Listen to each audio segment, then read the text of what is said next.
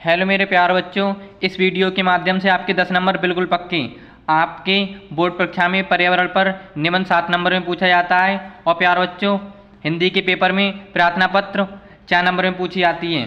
तो मैं आप लोगों के लिए पर्यावरण प्रदूषण पर बहुत सरल भाषा में ये निबंध लेकर आया हूँ। आपको देखकर ही पूरा याद हो जाएगा, बस आपको वीडियो अंत तक देखना है। प्यारे बच्चों, बस आप इस वीडियो को एक लाइक कर दें, आपके एक लाइक से हमें मोटिवेट मिलता है। बस आपको सबसे पहले कुछ नहीं करना है, आपको स्केल से 2 लाइनें खींच लेनी है। फिर प्यारे बच्चों, आप जिस विषय पर निबंध लिखना चाहते हो उसका ऊपर आपको नाम लिख देना है। जैसे मैंने लिख दिया पर्यावरण प्रदूषण, ज़्यादातर यही हर साल आता है। फिर आपको प्रस्तावना ब्लैक पेन से डाल देनी है। जैसे आज का मानव औद्योगिकरण के जंजाल में फंसकर स्वयं भी मशीन का एक ऐसा निर्जीव पुर्जा बनकर रह गया है। अब एक और नई समस्या उत्पन्न हो गई है, वह है प्रदूषण की समस्या।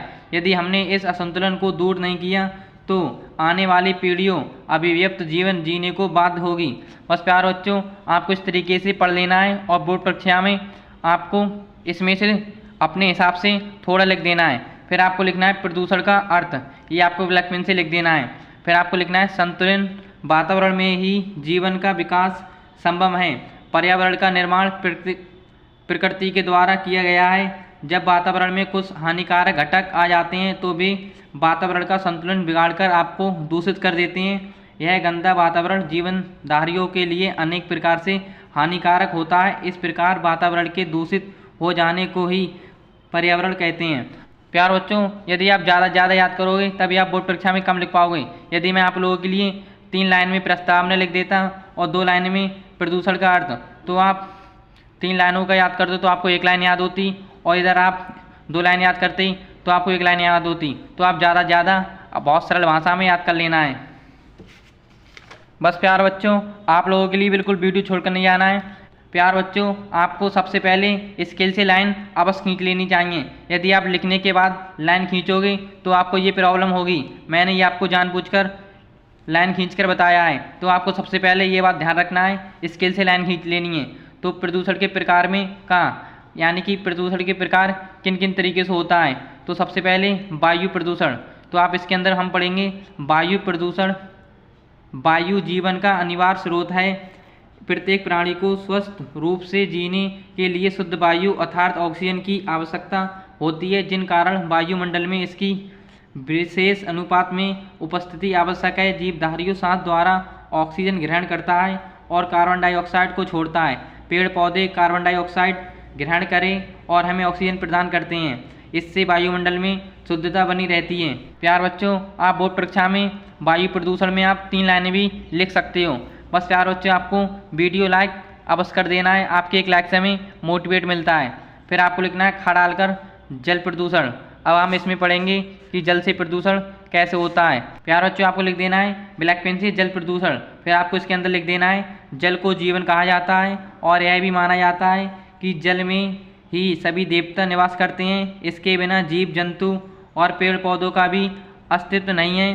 फिर भी बड़े बड़े नगरों के गंदे नाले और सीवर नदियों में मिला दिए जाते हैं। कारखानों का सारा मैला बहाकर नदियों के जल में आकर मिलता है। इससे जल प्रदूषित हो गया है और उससे भयानक बीमारियां उत्पन्न हो जाती हैं, जिससे लोगों का जीवन ही खतरे में पड़ गया है।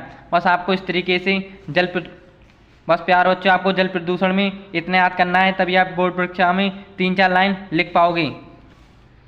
फिर प्यारे बच्चों, आपको गा डाल कर लिख देना है ध्वनि प्रदूषण। फिर इसके अंदर हम पढ़ते हैं जैसे ध्वनि प्रदूषण भी आज की नई समस्या है। इसमें वैज्ञानिक प्रकृति में पैदा किया गया है। मोटर कार, ट्रैक्टर, जेट विमान, कारखानों के सायरन मशीन तथा लाउड स्पीकर ध्वनि प्रदूषण उत्पन्न करते हैं। फिर आपको ध्वनि प्रदूषण में इतना लिख देना है ब्लैक पेन से। प्यारे बच्चों, ये 7 नंबर में पूछा जाता है। यदि आप थोड़ा लिखोगे तो बोर्ड एग्जामिनर 3 नंबर देगा। फिर आप इस तरीके से लाइन, यदि आप इस तरीके से लिखोगे तो बोर्ड एग्जामिनर एक भी नंबर नहीं काटेगा। फिर आपको लिखना है घा रासायनिक प्रदूषण, जैसे कारखानों से बहते हुए अपशिष्ट द्रवों के अलावा रोगनाशक तथा कीटनाशक दवाइयों से और रासायनिक खादों से भी स्वास्थ्य पर प्रतिकूल प्रभाव पड़ता है। ये पदार्थ पानी के साथ साथ बहकर जीवन को अनेक प्रकार से हानि पहुंचाते हैं। बस आपको रासायनिक प्रदूषण में इतना लिख देना है। फिर प्यारे बच्चों आप लिखना है प्रदूषण की समस्या तथा इससे होने वाली हानियाँ। जैसे बढ़ती हुई जनसंख्या और औषधीकरण ने विश्व के सम्मुख प्रदूषण की समस्या पैदा कर दी है। इससे प्रदूषण से मनुष्य जानलेवा बीमारियों का शिकार हो रहा है। किसी की दृष्टि शक्ति नष्ट हो जाती है तो किसी की जीवन। सभी रोगों का मूल कारक विषैला वातावरण ही है। बस आपको इस तरीके से प्रदूषण की समस्या को लिख देना है। फिर प्यारे बच्चों आपको लिखना है ब्लैक पेन से समस्या का समाधान। फिर इसके अंदर आपको लिखना है वातावरण को प्रदूषण से बचाने के लिए वृक्षारोपण सर्वश्रेष्ठ साधन है। दूसरी ओर वृक्षों के अधिक कटाव पर भी रोक लगाई जानी चाहिए।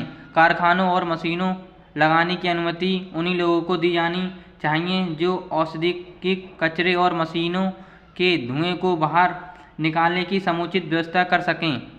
जल प्रदूषण को नियंत्रित करने के लिए औद्योगिकरण संस्थानों में ऐसी व्यवस्था की जानी चाहिए कि व्यर्थ पदार्थ एवं जल को अपचयित करके ही बाहर निकालना चाहिए तथा इनको जल स्रोतों में मिलने से रोका जाना चाहिए।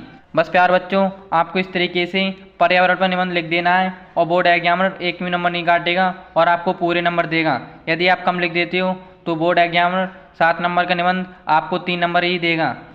प्यारे बच्चों प्रार्थना पत्र पर वीडियो आपको कल नेक्स्ट वीडियो में मिल जाएगी। तभी तक के लिए आप चैनल को सब्सक्राइब कर लें और वीडियो को लाइक कर दें।